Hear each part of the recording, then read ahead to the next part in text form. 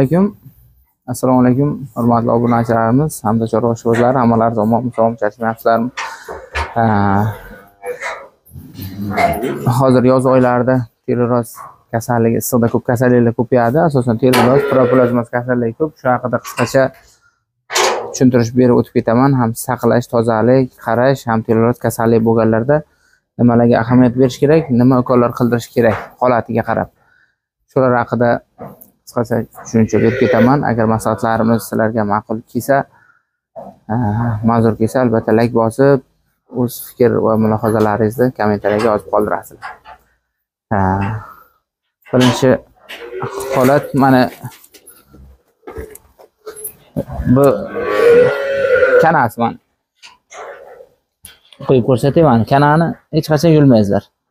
Sababi o'sha zaharda o'sha anavda nishida zaharli holat bor.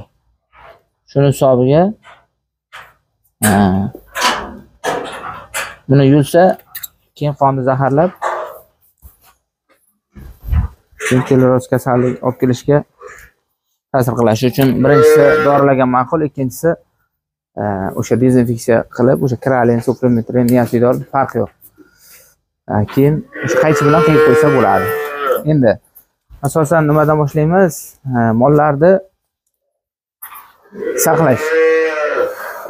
Hamma kasallikda ham hamma chorvador aka-ukalarimizga maslahatim chorva mollari uchun 3 ta vazifani, 3 ta sharoit qilsangizlar, molda 75% kasallikdan 75% kasallikdan asraysizlar. Birinchisi sanitariya gigiyena holatiga, tozalikka rioya qilish kerak, dezinfeksiya ishlarini olib borish kerak. 2-3 kunda o'sha sharoitga, iqlimga qarab, masalan, yozda, bahorda nima qilish kerak?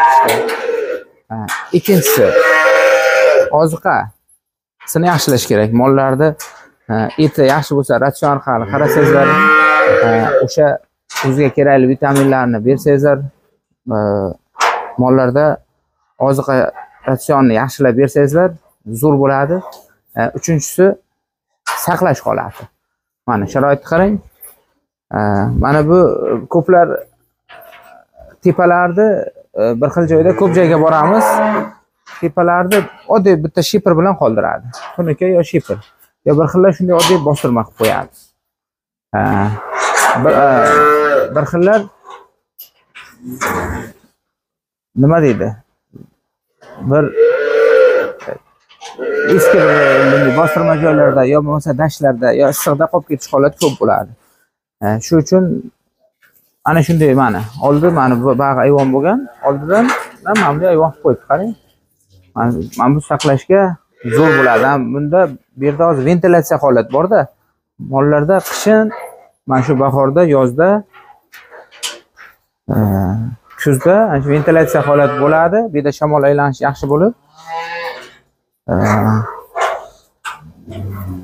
mollarda o'sha kasallik bo'lmaydi keyin. O'sha dimda qolmaydi, oshqozon ovqatni yaxshi hazm qiladi. Mana kralin mana bunday holatlarda mana orqadan ham darcha qilingan, shamol aylanayotgan joy qilib qo'yish kerak-da. Agar orqadan darcha bo'lmasa, maslahatim o'sha betonni tepasidan mana shunday bir blokcha o'rnini teshib qo'ygan yaxshi. Keyin dezinfeksiya ishlariga mana qarang. Chorvador akamizga rahmat. Mana shunday kralin. Bunisi aka, bunisi nima? Bunisi kralin, ko'pida salarka ham turibdi. Oddiy salarkalar, mana shu bakalashkalarga mana shunday ilib qo'ygan. Holatda tursa, mana shu yerda hozir 2 kundan beri shu mollariga kelyapman. O'sha mana shu kralinni ilib qo'ygan sababli mana bunday ko'rsating, hamma ustimda bor, qarang. U taraflariga ham.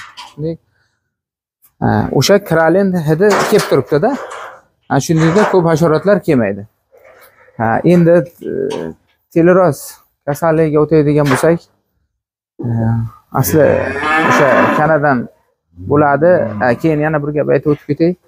Eski joylar bo'lsa, har xil holat. Yangi xonadonlar bo'lsa, yangi qurilgan og'il ayvonlar bo'lsa, mollar ko'p kana bo'lmaydi. Ko'proq eski joylarda bo'ladi. Ko'proq yonida katak bo'lsa, hojatxona bo'lsa, yo bo'lmasa og'il ayvonlar 20-30 yildan o'tib ketgan bo'lsa, shunday joylarda kana tez urug' qo'yadi, tez ko'payadi, ko'proq holat bo'ladi. Shuning uchun juda ham e'tibor qilingizlar. Kanalarda 28 xil, 30 xilga turiga mansub kana ko'p. O'sha kanalarda molda choqish holat bo'lsa kasallanadi. Keyin bitta kana yana kecha shu darsda bo'lib qoldi, o'qishda bir domlamiz bu haqida xabarim yo'q edi. Bir kana 14 mingtagacha urib qo'ygan. Keyin o'sha bir kechqurun yurishda choqishda bir kunda 15-20 taga yurib qo'ygan, almashib o'sha kasallikni yuqtirib qo'ygan. Choq ketib. Shu uchun e'tiborli bo'lgan ma'qul. Har taraf e'tibor bo'lsa, o'sha mollar kasallanmaydi. Keyin endi davolashga o'taydigan bo'lsak, kelinroz o'sha holatiga qarash kerak. Yutal bilan boshlanadi. Yutal ichidan sekin-sekin yutal kelishni boshlaydi. Shunday holatda обязательно o'sha chorvador aka-ukalarimiz yo o'sha molga e'tibor qiluvchi aka-ukalarimizga maslahatim, termometr qo'yib qo'yingizlar. Ozgina nasrina buzildimi, sekin-sekin ishtahasi kamayib, yutal bilan boshlanadi, yashirin formasi. Termometr isitmasini ko'rasizlar. Agar isitma hozirgi shu kunlarda 37,5 dan 39,5 gacha normal holat. 39,5 dan o'tdimi, demak kasallik boshlanyapti. Birdan o'sha mahalla uchastka veterinarlariga murojaat qilib, tezroq oldini olasizlar. Yashirin formasi 4 kundan boshlab 14 kungacha o'tib ketib qoladi-da, shu uchun ertaroq e'tibor qilib tursangizlar, ham istaga foydasi bor, ham mol orqaga ketmaydi. Kelinroz tez yaxshi bo'lib ketganda mol o'z holatiga tez qaytadi. Har tarafga yaxshi foydasi bor. Ertaroq harakat qilganda-da. Davolashga butachim, keyin ko'proq o'sha meditsinskiy aptekadan dorilar foydalaningizlar, aytib o'tib ketaman. Imkoni bo'lsa, описаниеga pastga yozib qo'yaman. Imkoni bo'lsa, mana bu tachim yaxshi penistrit turiz, yaxshi diklofenak ukoldan foydalansangizlar bo'ladi. Vet aptekadan oluvchi dorilarda, endi meditsinskiy aptekadan ko'proq ishlatingizlar. Gentamicin, streptomicin asosan o'pka yo'nalishi bilan tegadi, yutal bilan limfa bezlari ham o'sha streptomicinga bog'liq, o'sha limfa o'pkadagi yutal limfa bez ham bir-biriga bog'liq. Shu uchun limfa bezlarni tez qaytarish uchun, o'sha o'pkani kislorod yetib borish uchun, tezroq yaxshi bo'lish uchun streptomicindan foydalaningizlar. Antibiotik yaxshi. Dexametazon, vitamin 12, vitamin B1, vitamin 6, vitamin C, homilasi bo'lmasa vitamin kompleksi ham mumkin.